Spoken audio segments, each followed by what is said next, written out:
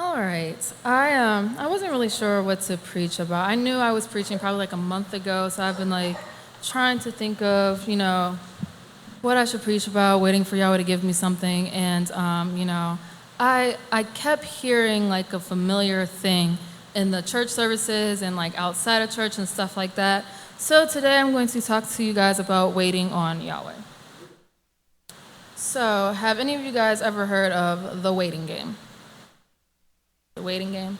So basically, it's like a police tactic usually, but it's something that people do to delay an action or a decision, or to try to force an opponent to move, or like gain additional information off of them in hope of like getting a more favorable opportunity from whatever they're waiting for.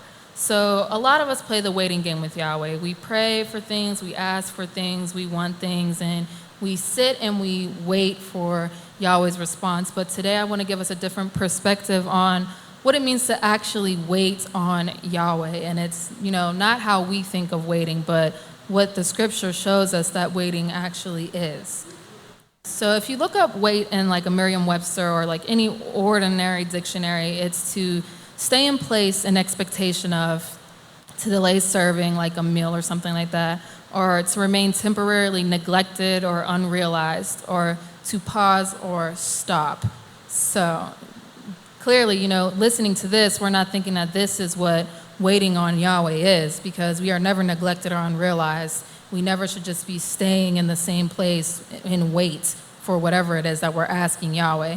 This type of wait that we find in a normal dictionary is a passive type of waiting. It's a sit still, stop everything you're doing, and literally just sit and wait. Unfortunately, today, waiting is equated to wasting time for us today. So anytime we think of waiting, what we're waiting for, like maybe you're waiting at a bus stop, or you're waiting for a meal you ordered, or you're waiting for somebody to show up somewhere, we equate it to wasting time. But when we wait on Yahweh, we are never wasting any of our time. So we know that this definition of waiting is not what we should be applying to our lives when it comes to waiting on Yahweh. So there's a lot of things that we as believers and saints, we wait for. We wait for unanswered prayers. We wait for a move of Yahweh. We wait for healing. Some of us may be waiting for family members to return. Some of us had our prayers answered and we're waiting for a different response from Yahweh, even though he already responded to us. So there's a lot of stuff that we as believers wait for, and sometimes it can become hard or almost hopeless to wait for certain things that we've been asking Yahweh for and waiting to see the fruit of what we're asking. So today my key verse is Isaiah 40:31, which we've heard a lot in the past weeks in church specifically, but also I've heard it a lot outside of church. So Isaiah 40:31 is, "But they that wait upon Yahweh shall renew their strength. They shall mount up with wings as eagles. They shall run and not be weary, and they shall walk and not faint." So I've heard this scripture a lot of times, and I don't know about you guys, but the first time not the first time I heard it, but lately when I hear it, it's like, okay, if you wait on Yahweh, he'll come along and he'll give you the strength to get through whatever it is that, you're waiting for. So I'm hoping after my message, you guys see the difference of, what I was thinking, if you thought the same, and to what this verse is actually saying when it says to wait on Yahweh. So my first definition, of course, you guys know I went to the Hebrew. You have to, because the Bible was translated out of the Hebrew. So stuff just makes so much more sense when you take it from the Hebrew context and put it into what we have in here. So the Hebrew definition of our English word wait. First off, there's a lot of definitions, Hebrew words for our word wait. There's like 200. But I want to focus on this Hebrew word for wait. It's pronounced kava, and there's two different sides to it. There's a figurative one, and there's a, what's the other one? Literal. There's a literal meaning, there's a figurative meaning. The literal meaning would be this one. So kava, meaning wait, or to eagerly wait for something, hopeful waiting for one to act or gather. So this type of waiting is different from the previous waiting that we saw because it's an active waiting. It's not just sitting around, you're looking eagerly for it. You're anticipating this. This type of wait is a more active wait. So we're going to look at a couple examples, of course. Sorry, it's scripture heavy, this message, so stay with me, guys. I promise I'll get through it quick. So we're going to talk about Abraham. Of course, he was waiting to bear a son and be the father of many nations. We had Joseph, who was waiting on revenge on his brothers and to be released from prison. And then we have our ultimate example, Yeshua even waited. And he waited to start his ministry, and he is currently waiting to return for us. So we're going to start with Abraham. Of course, some background. We all know that Yahweh told Abraham to come up out of the land that he was in and go to this place that he had for him. And in between there, in verse 16, where we're going to pick up, Yahweh had told Abraham that he would be a father of many nations, more than the stars there are in the sky. And Abraham didn't quite understand it because he didn't have any kids. So he's like, is my servant going to be, the lineage for this great nation, or is this person, or is this person? And Yahweh's like, no, I will give you a son that will, put forth the fulfillment of this promise I gave to you. So we pick up in chapter 16 of Genesis, and it says, now Sarai, Abram's wife, had borne him no children, but she had an Egyptian slave named Hagar. So she said to Abram, Yahweh has kept me from having children. Go sleep with my slave. Perhaps I can build a family through her. Abraham agreed to what Sarai said. So after Abram had been living in Canaan 10 years, Sarah, his wife, took her Egyptian slave Hagar and gave her to her husband to be his wife. He slept with Hagar, and she conceived. Abram was 86 years old when Hagar bore him Ishmael. So, if we know anything about, the story of Abraham, Sarah, and Isaac, we know that Abraham did not give birth to Isaac until he was 100. So, there's this 14-year period of Abraham waiting for Yahweh to fulfill the promise that he had told him he would give him. But Abraham unfortunately did it wrong by waiting. He tried to take things into his own hands. He probably got discouraged. He probably felt hopeless, like sometimes we felt. And he's like, this isn't happening. Yahweh said it would happen, so let me help Yahweh, like some of us tend to do. It's like, let me help him out because what I pray for isn't coming to pass. So Abraham decides to take Hagar, and as we know, in between chapters 16 and 21, it caused a lot of problems. So Hagar, conceived Ishmael, and then it had problems with Sarah and all this other stuff. But then in between 16 and 21, Abraham doesn't stop preparing for the promise that Yahweh said he would give to him. So he realized his mistake with Hagar, and there's 14 years in between Ishmael and Isaac. So in those 14 years, it's the battle with Sodom and Gomorrah, him trying to save the people, him going into another territory and claiming Sarah as his sister. All these things are happening in between, but he is preparing his household. He is preparing the people to receive the promise that Yahweh said he would give them. So in between that time, that Abraham had the visitors that visited him, the angels that visited him. And Abraham asks again, because the angel told him, you will bear a child, and Sarah will bear a child. And they laughed at Yahweh, and they're like, in our old age, how?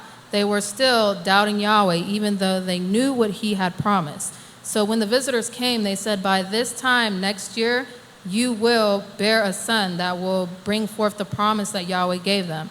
And at that point, that's when, Abraham started circumcising himself and everybody in his household and all the servants.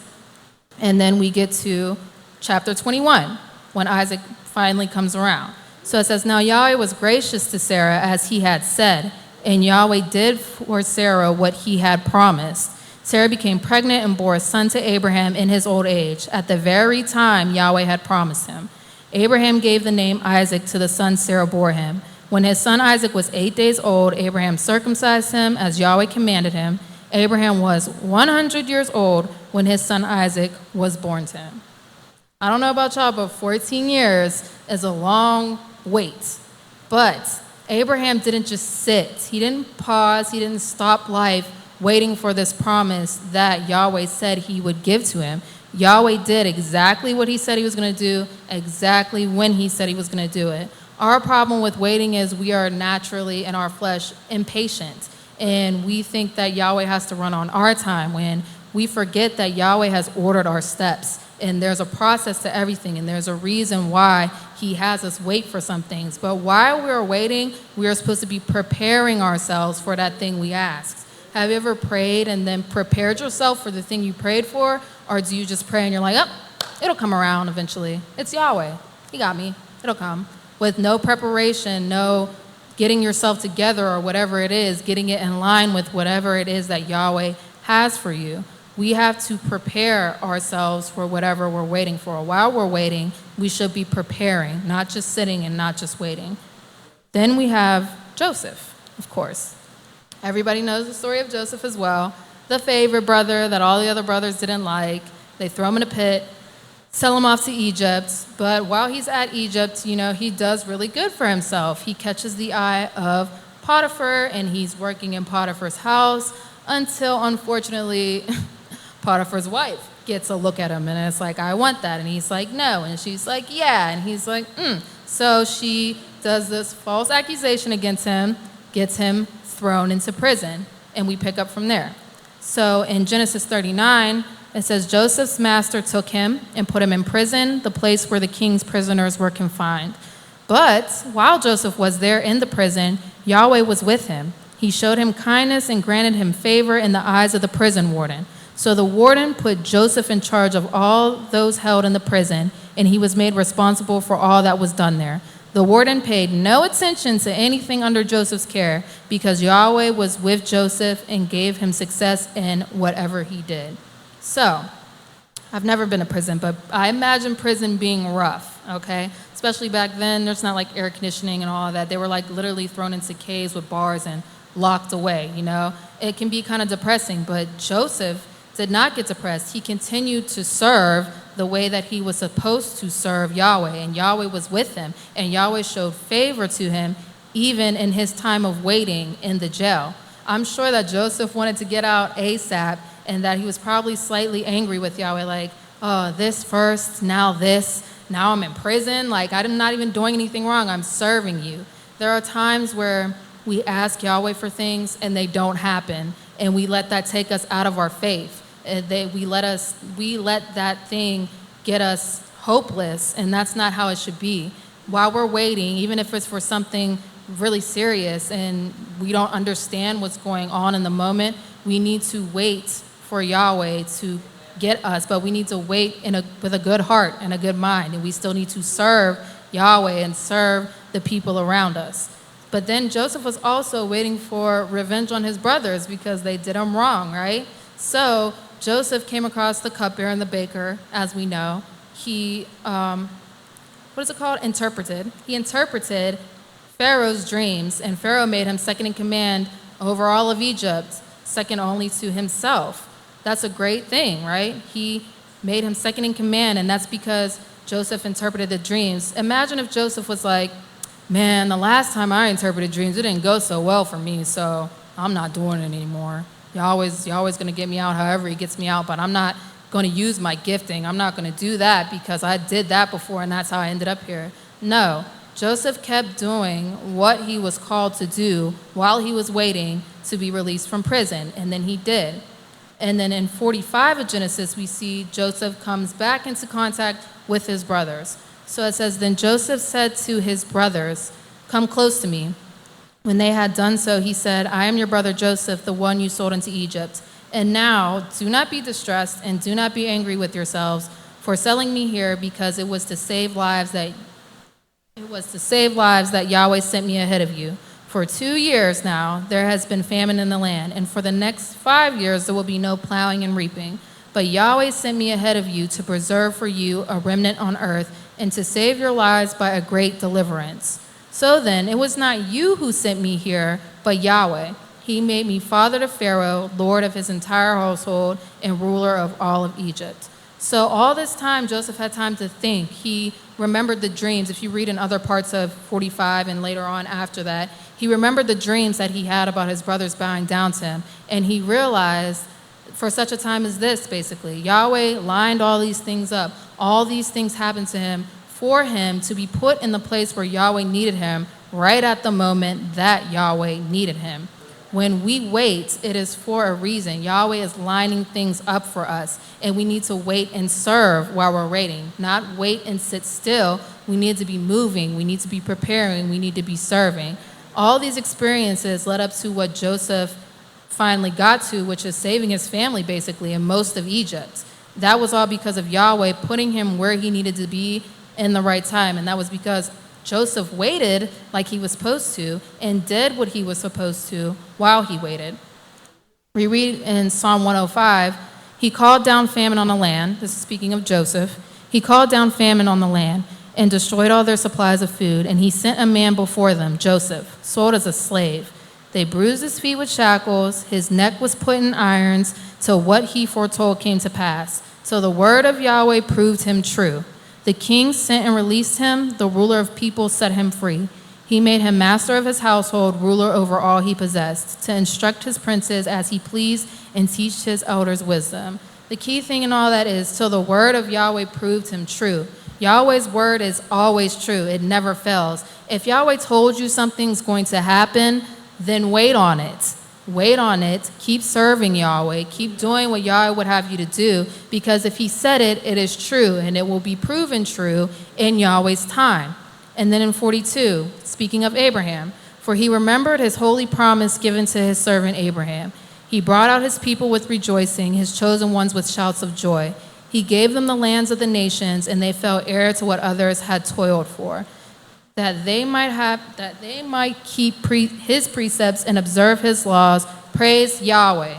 So Yahweh remembered his promise to Abraham years and years and years after. And unfortunately for Abraham, we read in Hebrews, which is the book of faith, that he didn't get to see the fulfillment of the promise, but that didn't stop Abraham from serving Yahweh the way that he was supposed to. He served Yahweh the way he was supposed to all the way to the end, even though that promise from Yahweh he did not see in his lifetime. It happened after his lifetime. Sometimes the things we pray for are not for us to see.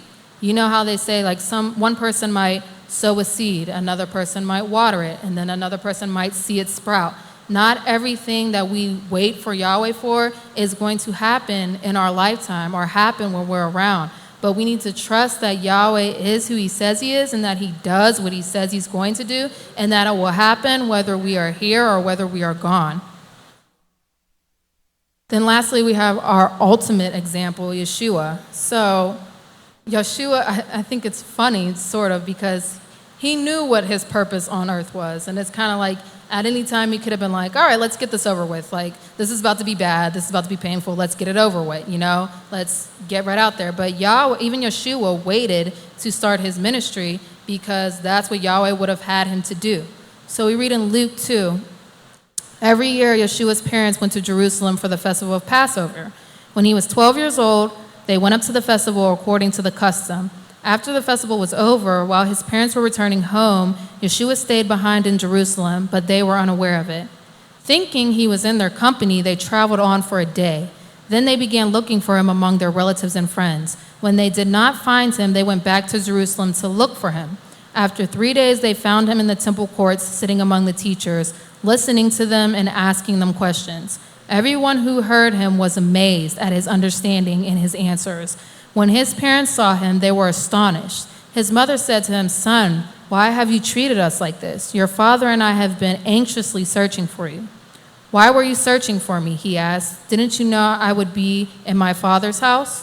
But they did not understand what he was saying to them. Then he went down to Nazareth with them and was obedient to them, but his mother treasured all these things in her heart. And Yeshua grew in wisdom and stature and in favor with Yahweh and man.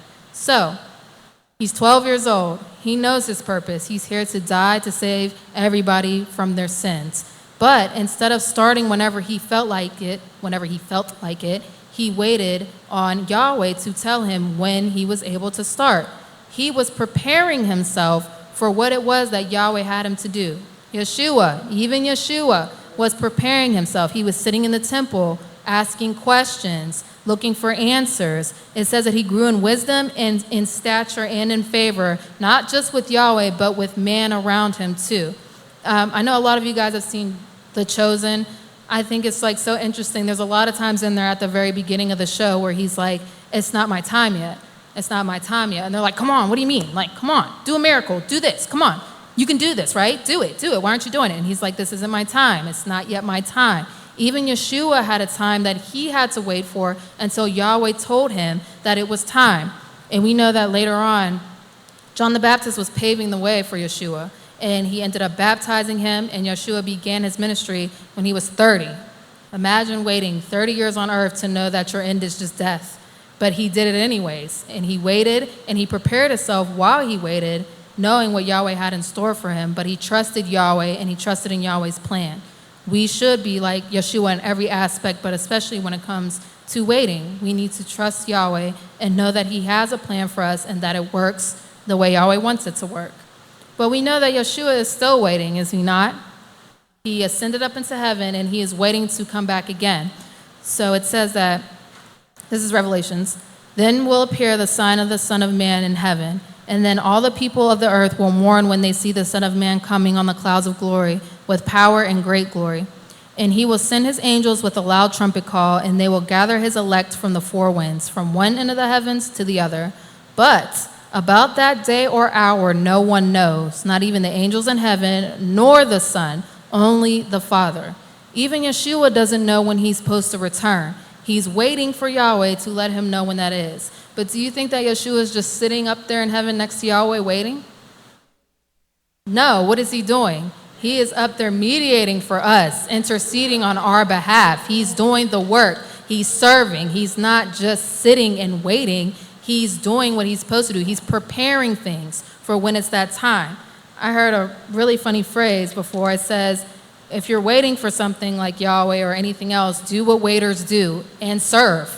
You should be serving. You should be out there, ministering to people, praying, reading your Bible. It's not just a sitting and waiting. It's not that first definition that we read. It's the second one. It's active. It's anticipation. It's like, not maybe it will happen, but it will happen, and I need to get ready for when it does happen.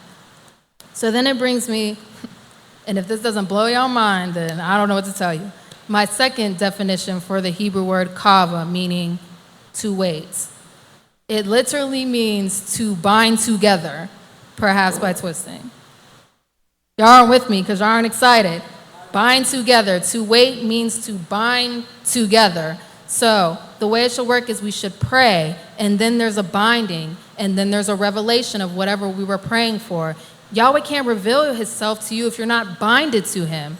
If you're just waiting in vain and you're not binding yourself to him, it's hard to see the revelation when you're not in the same spirit as Yahweh. So I'm going to help y'all because y'all didn't get it. There's verses with this, right? We're going to replace the wait for the bind, right? So this is Yahweh for whom we have binded ourselves to. Let us rejoice and be glad in his salvation. Yahweh is good to those who bind themselves to him, to the person who seeks him. See, it's in the binding. It's not just waiting. You're binding yourself, growing closer to Yahweh. Bind yourself to Yahweh, and he will save you. You're not just sitting like a damsel in distress, waiting for him to come and get you. Bind yourself to him. Get into him. Grow closer to him. Bind yourself to Yahweh. Be strong and let your heart take courage. Yes, bind yourself to Yahweh. This is not just a sitting thing. The binding thing blew my mind. I never expected wait to mean bind yourself to Yahweh, but we see it in the scriptures and it lines up. We are to be binding ourselves, getting closer to Yahweh while we wait. It's not sitting. You're getting closer to him. You're praying more, reading more, going up and up and up and up and up. And then that's when things happen. That's when you see Yahweh move. A lot of us sometimes pray for things and miss it because we're looking for something specific, and Yahweh has already done the work, but we're not in the same spirit as him. We're not binded to him. We're not with him. And that's why we miss these things that we are asking for and still waiting for because we're not waiting the right way. It is really, really important for us to bind our hearts to Yahweh. In Colossians it says, he, speaking of Yeshua, is before all things, and in him all things hold together. In Yeshua, all things hold together. So if you're binded to the one that holds all things together, you got everything together. And he is the head of the body, the church. He is the beginning and the firstborn from among the dead, so that in everything he might have the supremacy. Titus says, it teaches us, which is the gospel, to say no to ungodliness and worldly passions, and to live self-controlled, upright, and godly lives in this present age, while we wait for the blessed hope, the appearing of the glory of our great Lord and Savior, Yeshua Messiah. We are supposed to be putting off the things that we are not supposed to be connected with, unbinding from the world and binding to Yeshua while we wait for his return. We're supposed to be spreading the gospel, putting it out there, not just, focused on what's going on with us and waiting for these specific things that we're asking of Yahweh. Corinthians says, do not be yoked or do not be binded together with unbelievers. For what do righteousness and wickedness have in common, or what fellowship can light have with darkness? If you are not binded to Yeshua and Yahweh, you're binded to something else. And if it's not them, then it's the darkness. We have to unbind ourselves from those things that are holding us back from what we're really trying to get and bind ourselves to Yahweh. A really good example of somebody that binded themselves while they waited in the Bible to Yahweh was Daniel. We know Daniel was very faithful to Yahweh. No matter, he had a lot of stuff happened to him, and he never lost the faith, and he was always binded to him. But in Daniel 10, we read about when Daniel, he got the prophecy basically that Yahweh was going to wipe out his people, and he was very upset. So he prayed. He fell on his face and he prayed for deliverance of his people. So we read in Daniel 10, at that time, I, Daniel, mourned for 3 weeks. I ate no choice food, no meat or wine touched my lips, and I used no lotions at all until the 3 weeks were over. On the 24th day of the first month, as I was standing on the bank of the great river, the Tigris, I looked up, and there before me was a man dressed in linen, with a belt of fine gold from Uphaz around his waist. His body was like topaz, his face like lightning, his eyes like flaming torches, his arms and legs like the gleam of burnished bronze, and his voice like the sound of a multitude. Daniel was the only one who saw the vision. Those who were with me did not see it, but such terror overwhelmed them that they fled and hid themselves. So I was left alone, gazing at this great vision. I had no strength left, my face turned deathly pale, and I was helpless. Then I heard him speaking, and as I listened to him, I fell into a deep sleep, my face to the ground. So Daniel's talking about Gabriel. Gabriel appeared before him to tell him about what he was inquiring about. But as we read, Daniel mourned for 3 weeks. He didn't just get Yahweh's prophecy like, your people will be destroyed, and he was like, well, that's that. They're going to get destroyed, and it's going to happen. It is what it is. He mourned for the people for 3 weeks, and on the 24th day, Gabriel appeared. But what's interesting is later in the chapter, Gabriel talks to him, and he says, then he continued, do not be afraid, Daniel, since the first day that you set your mind to gain understanding and to humble yourself before Yahweh, your words were heard, and I have come in response to them. But the prince of the Persian kingdom resisted me 21 days. Then Michael, one of the chief princes, came to help me because I was detained there with the king of Persia. Now I have come to explain to you what will happen to your people in the future, for the vision concerns a time yet to come. So Daniel did all that, and then Gabriel tells him, we heard you the first day. We heard you on the first day. But now is the time that we come to you because you inquired, you wanted understanding, you humbled yourself before Yahweh. Daniel did what he was supposed to do. He binded himself to Yahweh, waiting for the understanding that he wanted for the vision that he had gotten from Yahweh. And Gabriel came probably late to Daniel. Daniel was probably like, I'm hungry. I've been doing this for 3 weeks. He ain't used no lotion, like they said. He ain't eat the good food. For 3 weeks, he waited. And finally, on the 24th day, Gabriel came. It's all in Yahweh's timing, but we have to be binding ourselves to Yahweh, or we will miss what it is that he is trying to do for us and what he's trying to show us. Binding ourselves to Yahweh is the most important thing that we can do while we're waiting. Like I said, it's not just sitting. You're not just sitting on yourself. It is active. While you are actively waiting, bind yourself to Yahweh. And there's many ways we can do that, like I mentioned earlier. You can seek Yahweh. You can pray. You can read the word. You can minister to others. It's the two becoming one mindset. That's what the binding is, two becoming one. So when we're binding ourselves to Yahweh, we see what's coming for us. We have more faith. is what it is. We don't get hopeless. We don't get tired. We don't get weary because we're binded to Yahweh and we know that he's going to do what he says he's going to do. So with that in mind, that binding being the weight, I want to go back to Isaiah 40:31, but put the context in it this time because there's verses before that. So we start in 28 of Isaiah 40. It says, "Do you not know? Have you not heard? Yahweh is the everlasting Elohim, the creator of the ends of the earth. He will not grow tired or weary, and his understanding no one can fathom. He gives strength to the weary and increases the power of the weak. Even the youths grow tired and weary, and young men stumble and fall. But those that bind themselves to Yahweh will renew their strength. They will soar on wings like eagles. They will run and not grow weary. They will walk and not be faint." Don't miss it now. It's not that Yahweh is giving us the strength like we think. It's not like we're weak and we're tired out and he drops the strength on us. Yahweh gives strength to the weary when we are binded with him.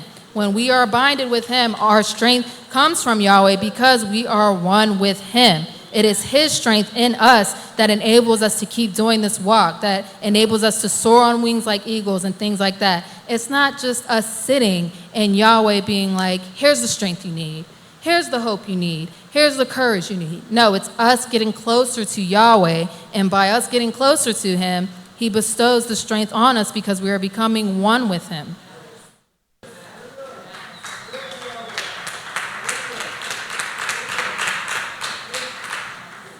I'm going to tell a story, of course, to end my message, sort of end my message. Story time with me.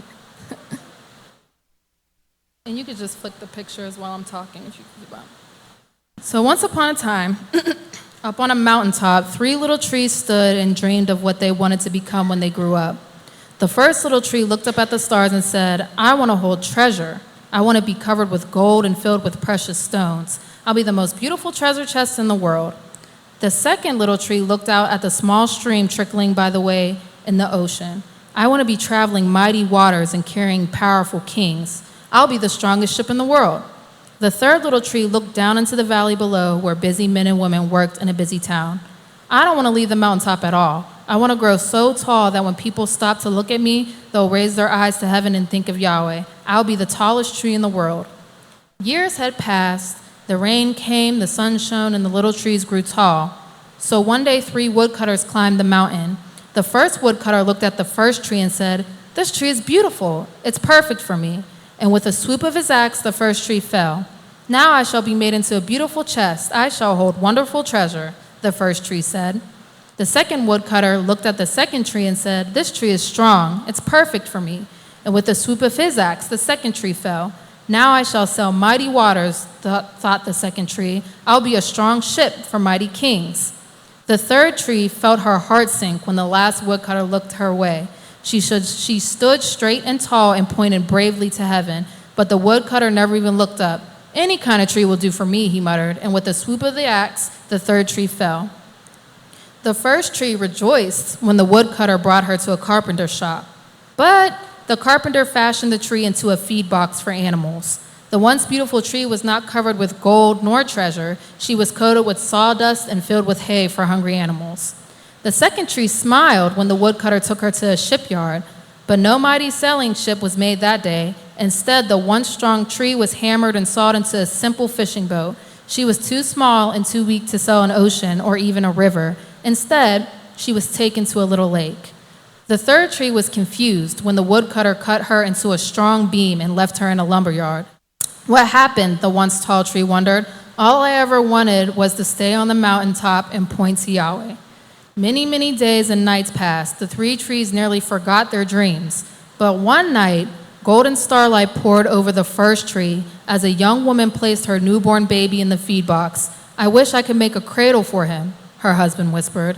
The mother squeezed his hand and smiled as the starlight shone on the smooth and the sturdy wood.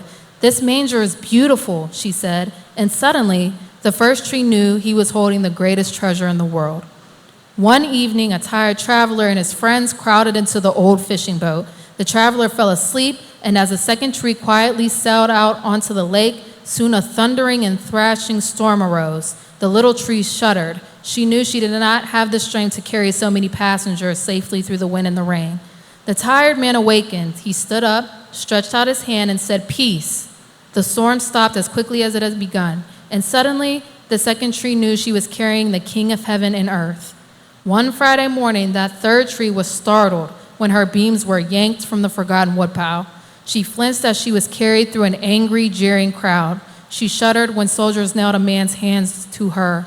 She felt ugly and harsh and cruel. But on Sunday morning, when the sun rose and the earth trembled with joy beneath her, the third tree knew Yahweh's love had changed everything. It made the third tree strong, and every time people thought of that third tree, they would think of Yahweh. That was better than being the tallest tree in the world. So the next time you feel down or like you didn't get what you wanted, or you're still waiting for something that Yahweh has for you, just sit tight and be happy knowing that Yahweh has something better to give you than what you can even imagine. If you bind yourself to him, you can endure the wait and you will get through. There's a saying that goes, "Those who wait on Yahweh never wait too long." I'm going to play this song for you guys, and while you listen to it, it's kind of longish, sort of. While you listen to it, just think of,